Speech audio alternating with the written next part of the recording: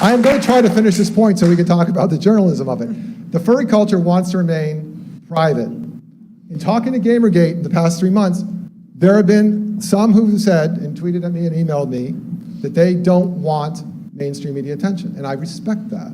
There were many more that said that they did. And in those conversations, we talked about how we have to kind of meet in this middle.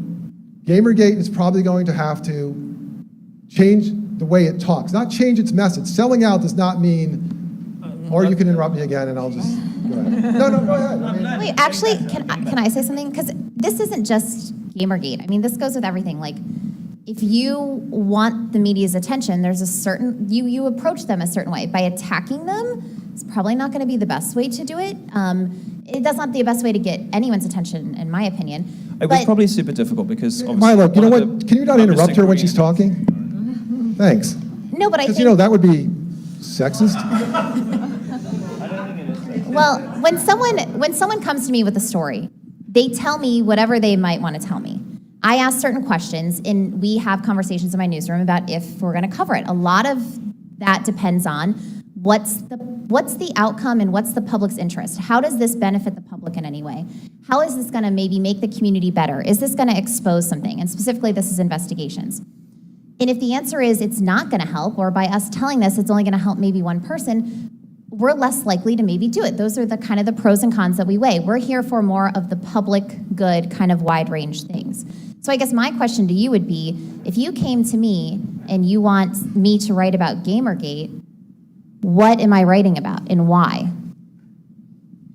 Well, this is the problem because the stated purpose of Gamergate is to protest bad ethics in journalism. So there's already that sort of opposition. So I understand what you're saying. It's difficult because Gamergate's default position is journalists are crap. Can you write about how journalists are crap? So obviously that makes the starting position very difficult. How does that relate to Gamergate? See, I guess that's where compared to the conversation that we had with the other panel, that wasn't at all the understanding that I took about Gamergate. But maybe it wasn't journalists are crap. And that's what you should write about. I know, but I guess that was not the takeaway. So I have a question. I can understand the reluctance of an editor to give the go-ahead for a story that's so amorphous, but it did not stop editors from writing with great authority about something they knew nothing about. There were many stories, hundreds of stories about Gamergate. They all followed the same storyline of women who were imperiled and bad gamers. And this was written over and over and over again. No one had the least inhibition. It just simply didn't occur to them to go to the other side. Maybe there wasn't another side. I think I kind of want to reiterate what Christina said, because I think the problem is not even so much that the media didn't cover Gamergate, it's that they covered it from a very one-sided standpoint, which is, Gamergate is a misogynist harassment campaign. What if we stipulate, how about this, to try to move past this, what if we stipulate everything bad that happened in the past, we don't even know all of it, but we're just going to give it to you. And can we talk about how to be better in the future? What if we just admit that we all suck in the past? Let's mention there were some wonderful examples. There were reporters like Eric Kane and Auerbach at Slate. David Auerbach at Slate. Who did a wonderful job. He tried to get the story and sought people out. They're models of how to cover. And once I saw that, I thought, okay, this is going to catch on. It didn't catch on. Okay, these are good examples. So this is something we can sink our teeth into. So I talked to David Auerbach at Slate. And Eric Kane, obviously, I've emailed him. And their beats allow them to do something a little different than other mainstream journalists. I think this is an important distinction, and you guys can back me up, that David Auerbach's beat at Slate, he's a tech writer. So he doesn't always write about Gamergate, but he can write about Gamergate. Right. Interestingly, at Slate, there is also a culture editor.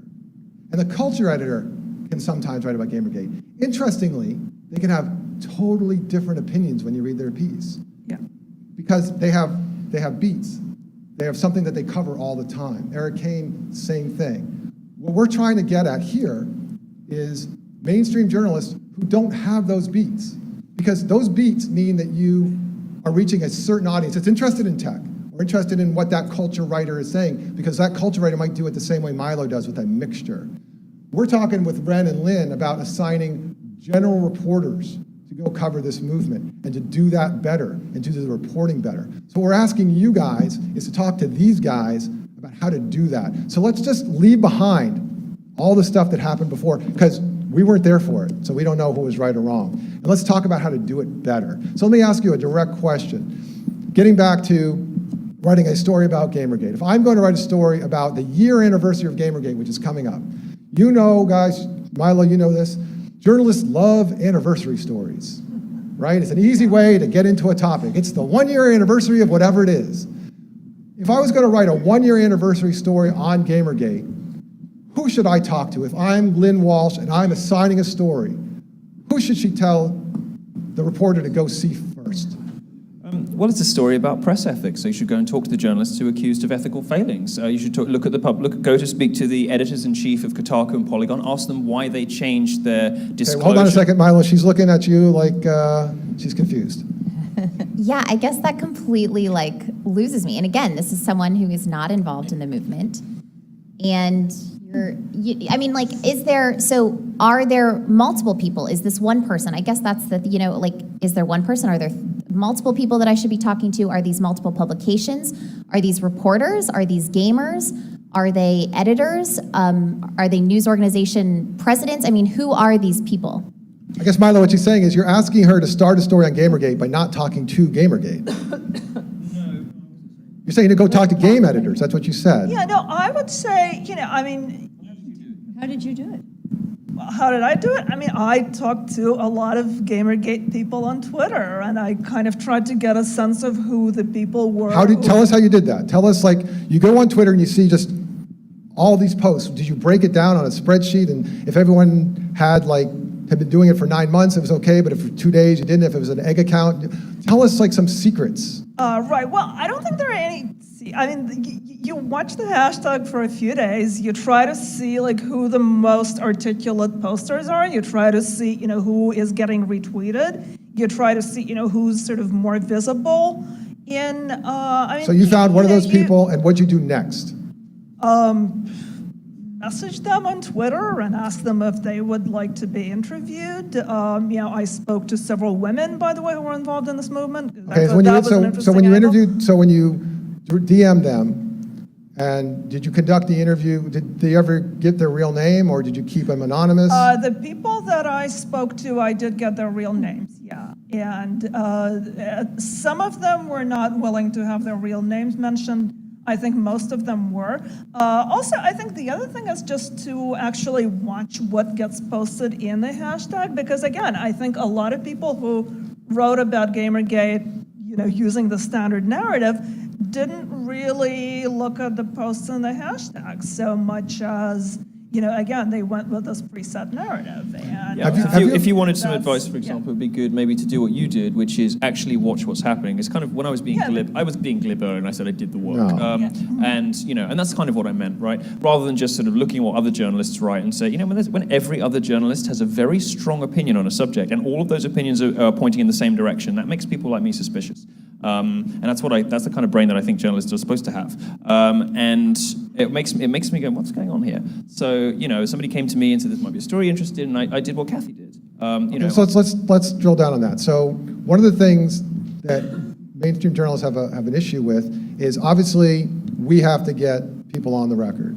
So you're saying that if the journalists reach out to people on Twitter, you can probably get a fair number of them to be committed. Oh yeah, absolutely. And it's not just Twitter, actually. There are also people on YouTube who have done videos that are pro Gamergate that you can reach. Media friendly. They're used to talking. They're very articulate. All right, because I want to get to these guys. Right. The question is, if I reach someone on Twitter and I think they're articulate, and I talk to them and I quote them,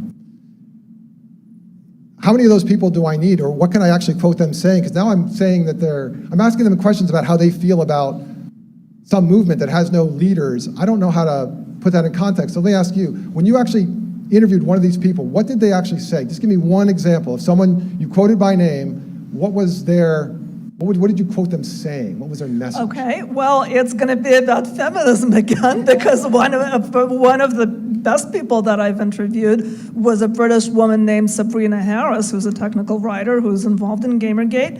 And I specifically asked her, what does she think about the perception that this is a backlash against women in gaming? And then she gave you your opinion. She gave me her opinion. She told me about her experiences as a female gamer and, her view of the type of ideology. All right, I hear you. this So now my movement question was is up this. against. So that was- You interrupted a woman. I'm fine. No, I think I'm done with my point. Hold on. Sorry, he told me off for it. You should tell him off for it. I will repeat this from the morning, that this is not for Gamergate. This is for journalists and their readers. So I understand, I totally get it, that this is a Gamergate crowd and you want to hear them talk about these issues. And I don't even got a problem with that. It's just that's not what this debate is. If that's what it's going to become, it can certainly become that, but it won't achieve the ends that you guys said that you wanted, which is to give these guys some idea about how to do their job a little bit better. I'm not interrupting them because I agree with them, I disagree with them, or I'm offended. I am just feeling, and maybe I'm wrong, but I can talk to some of the other journalists that I know are in this room. I don't know that it's helping that cause. So I'm going to try one more time, and frankly, if you guys feel that that's the conversation you want to have, you can have that conversation for the rest of the time that we're going to do this. I will just tell you this. It won't have the ends that you think it will. I think the morning debate, I think we actually had some things we could try to do. Again, those may be modest goals. You guys have loftier ambitions, but I felt like we made some progress in the morning. Ask yourselves, you don't have to say anything now or you can yell at me. Do you feel like we made that much progress here today? This is not about reconfirming your own beliefs. This is about trying to talk to these guys. So I'm not interrupting her because I'm trying to shout her down. I'm interrupting her because I want to try to get the information as quickly as possible. She did something cool, and I'm trying to get that over here. So Okay. let me ask one question about this woman you interviewed, which sounds really good. Okay. And it sounds really basic to these guys or anyone listening Right. on stream. Like, of course we Okay. would talk, but that's not common. We are always taught that like anonymity on social media, people guard that with their lives.